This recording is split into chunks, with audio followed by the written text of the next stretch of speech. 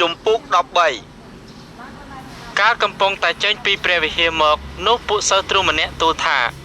លោកគ្រូមើលណោះថ្មហើយនឹងមន្ទីរល្អណាស់ណោះព្រះយេស៊ូវមានបន្ទូលឆ្លើយថាតើឃើញមន្ទីរធំទាំងនេះឬទេបន្តិចទៀតនឹងគ្មានថ្មនៅត្រួតលើថ្មដែលមិនត្រូវទម្លាក់ចុះនោះទេរួចកាលទ្រង់គង់លើភ្នំដើមអូលីវទល់មុខនឹងព្រះវិហារនោះពេត្រុសយ៉ាកុបយូហាននិងអនត្រេគេមកទូលសួរទ្រង់ដោយឡែកថាសូមប្រាប់យើងខ្ញុំតើកាលណាបានការទាំងនេះនឹងមកដល់តើមានទីសម្គាល់ណាឲ្យដឹងក្នុងកាលដែលការទាំងនេះជិតកើតមកព្រះយេស៊ូវចាប់តាំងមានបន្ទូលឆ្លើយទៅគេថាចូលប្រយ័ត្នក្រែងអ្នកណានាំអ្នករាល់គ្នាឲ្យវង្វេងត្បិតនឹងមានមនុស្សជាច្រើនយកឈ្មោះខ្ញុំមកនិយាយថាគឺខ្ញុំនេះហើយគេក៏នឹងនាំមនុស្សជាច្រើនឲ្យវង្វេងផងកាលណាអ្នករាល់គ្នាឮនិយាយពីចម្បាំងហើយពីសូរចម្បាំងនោះកុំឲ្យអ្នករាល់គ្នាមានចិត្តថប់បារម្ភឡើយត្បិតការទាំងនោះត្រូវតែមកដល់តែពុំទាន់ដល់ចុងបំផុតនៅឡើយទេពីព្រោះសាសមួយនឹងលើកគ្នាទាស់នឹងសាសមួយនគរមួយទាស់នឹងនគរមួយក៏នឹងមានកក្រើកដីនៅកន្លែងផ្សេង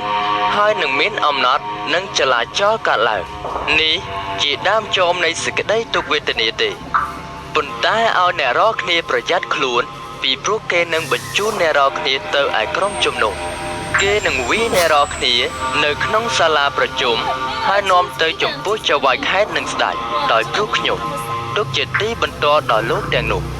ឯដំណឹងល្អនឹងត្រូវផ្សាយដល់គ្រប់សាសជាមុនសិនប៉ុន្តែកាលណាគេនាំបញ្ជូនអ្នករាល់គ្នាទៅនោះកុំឲ្យថប់ព្រួយជាមុនពីបែបនិយាយឬពីពាក្យដែលត្រូវថាឡើយត្រូវនិយាយតែសេចក្តីណាដែលបានប្រទានមកអ្នករាល់គ្នានៅវេលានោះឯងត្បិតមិនមែនជាអ្នករាល់គ្នាដែលត្រូវនិយាយទេគឺជាព្រះវិញ្ញាណបរិសុទ្ធទេតើបងប្អូននឹងបញ្ជូនគ្នាឲ្យត្រូវស្លាប់ហើយឪពុកនឹងបញ្ជូនកូននឹងលើកគ្នាទាស់នឹងឪពុកម្ដាយហើយនឹងសម្លាប់គាត់បងមនុស្សទាំងអស់នឹងស្អប់អ្នករាល់គ្នាដោយព្រោះឈ្មោះខ្ញុំតែអ្នកណាដែលកាន់ខ្ជាប់ដរាបដល់ចុងបំផុតនោះនឹងបានសង្គ្រោះពិតកាលណាអ្នករាល់គ្នាឃើញសេចក្តីស្អប់ខ្ពើមដែលបង្ខូចបំផ្លាញឈរនៅកន្លែងដែលមិនគួរឲ្យឈរអ្នកណាដែលមើលឲ្យយល់ចុះនោះត្រូវឲ្យពួកអ្នកនៅស្រុកយូដារត់ទៅឯភ្នំទៅ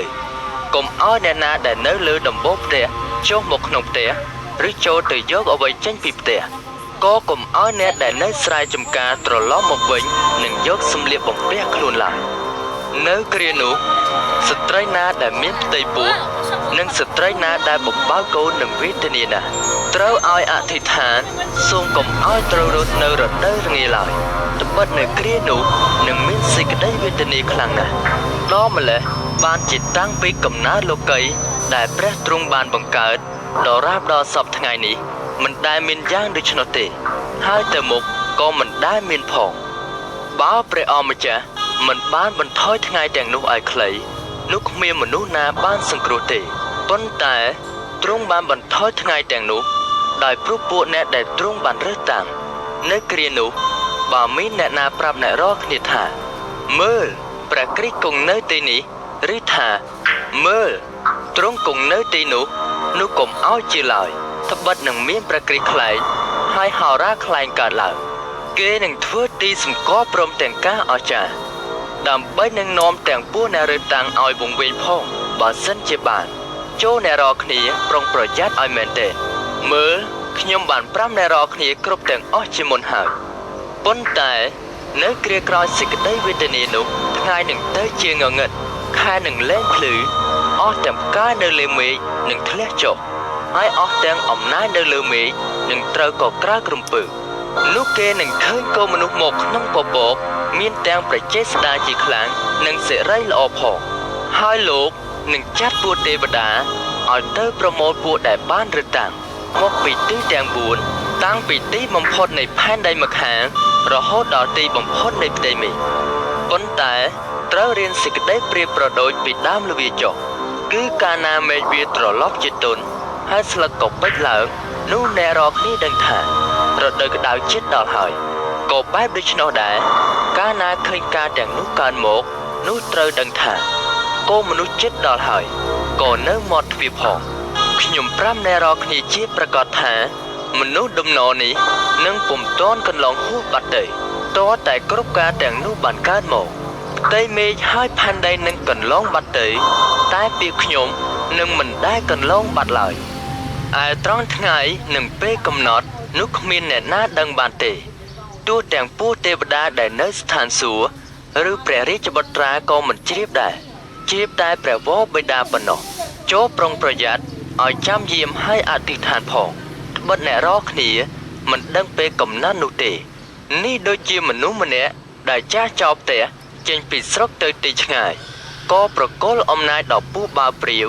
ព្រមទាំងដាស់ការឲ្យធ្វើគ្រប់គ្នាហើយផ្ដាំអ្នកឆ្មាំទ្វារឲ្យចាំយាមផង